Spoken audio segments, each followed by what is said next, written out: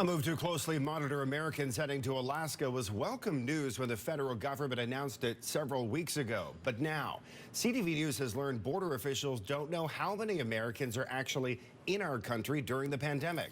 CTV's Penny Davlos has been digging into this for weeks now. Penny, Canada Border Services announced this back in July that they were going to crack down on the so-called Alaska loophole.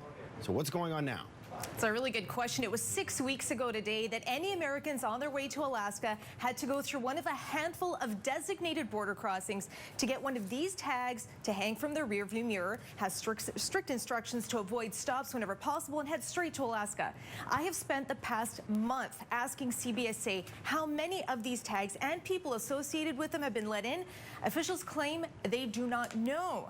The hang tag system was implemented after many people, Premier John Horgan among them, raised concerns about American license plates spotted all around the province, including popular vacation spots at a time the border is still closed to leisure travel. When I asked CBSA how it was possible, they don't know how many tags border agents have handed out.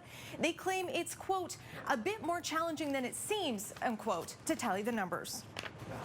Willful blindness is when, during a COVID crisis, CBSA drops the ball and fails to collect data who has the tag. This is not rocket science.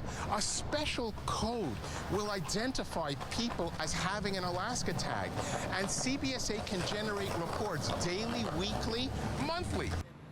So there you have one of BC's most prominent immigration lawyers who points out CBSA has plenty of options for tracking American travelers in our country, including electronic monitoring. So despite numerous attempts to get details on Alaska-bound travelers, CBSA keeps telling me, quote, the data is not available. Today they told me they'll have some information next week, but it may not be what I've been looking for. And I suspect that's not going to cut it with the many people wanting to know who is coming here during a non-essential travel ban during a pandemic. Scott. All right, I know you'll stay on this one. Thanks very much, Penny.